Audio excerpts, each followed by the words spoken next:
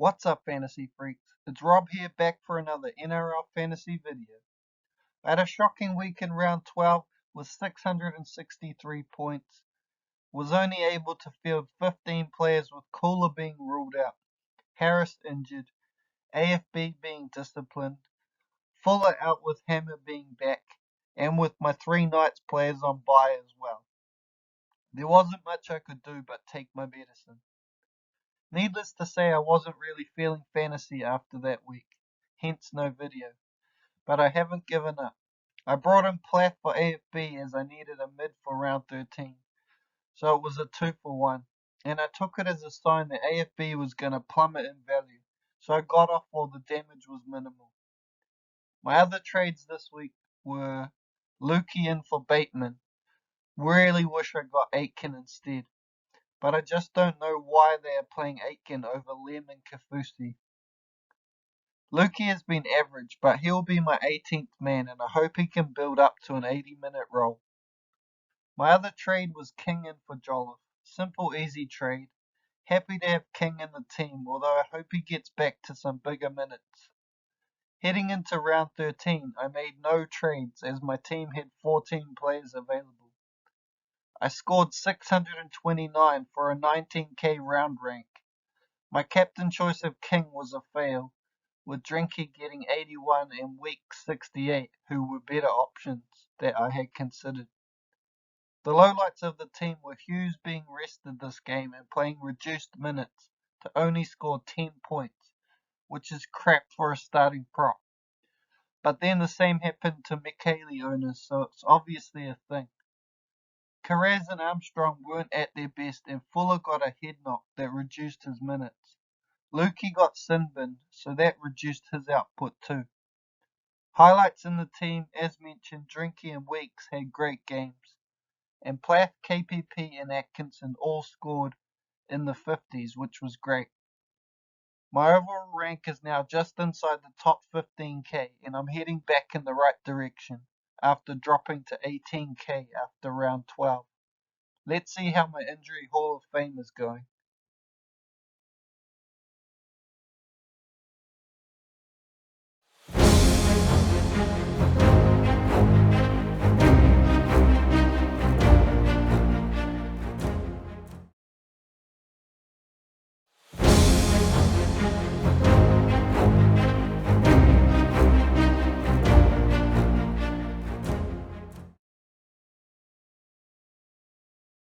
So there was no damage in round 13, but Hines was ruled out for round 14 before he even played State of Origin.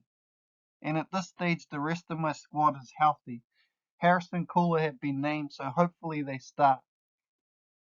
Moving on to the league. So I've dropped down to 6th in the league, 110 points behind 5th. Not many Rob Penny has shot up from 5th to 2nd in the last 2 weeks, so hopefully I can do the same. I'm 247 behind him now, and 420 Pi is miles ahead, 609 points to be exact, so it's going to take a miracle to peg that back.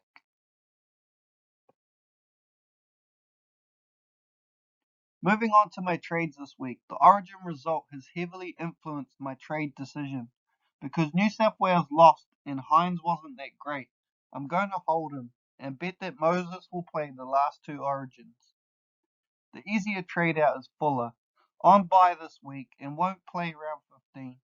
He has pretty much served his purpose, making me 172k while averaging 52 points. In comes the great cash cow option that is Brendan Hands. I had picked Hands to get the starting spot at the start of the year, and he looked good in the win over the Sharks, so hopefully he can cement that spot and make us some good coin. Mr. Hughes is next on the chopping block with a 50 plus BE, out round 15, and not looking like getting the big minutes to make him worth holding. I'm going to move him on for Alex Safer, who's got the edge spot at the Tigers. He has a BE of 8 and averages 50 in 72 minutes in his 6 games on the edge. Coming off of 52 and 41 in 51 minutes, he has great potential. The Tigers' next bye is in round 26, so it makes sense to get one of them. I just need to hold him until round 20 and then I can upgrade. Finally, Ethan Strange gets the axe for David Fafita. He's made me 209k and it's time to move him on.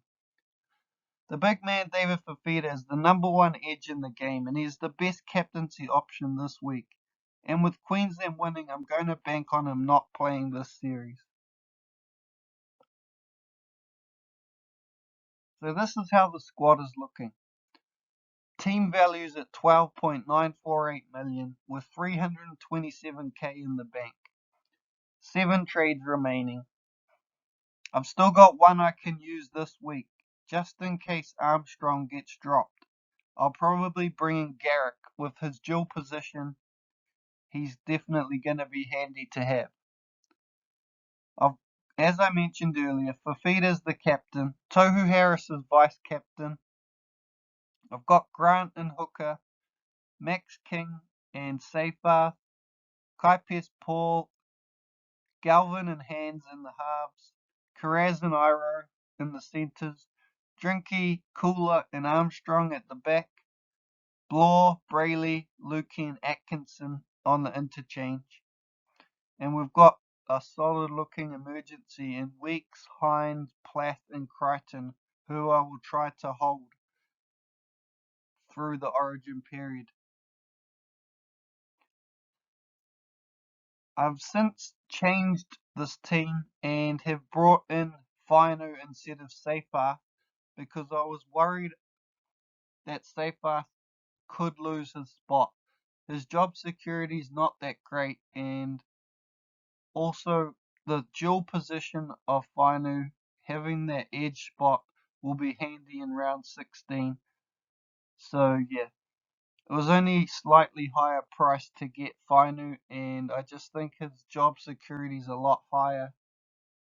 And yeah, so since making that decision, the Tigers have played, and of course, Seyfarth's gone and scored more than Finu, but I still think the decision is the correct one because of that dual position. It will be very handy and that job security.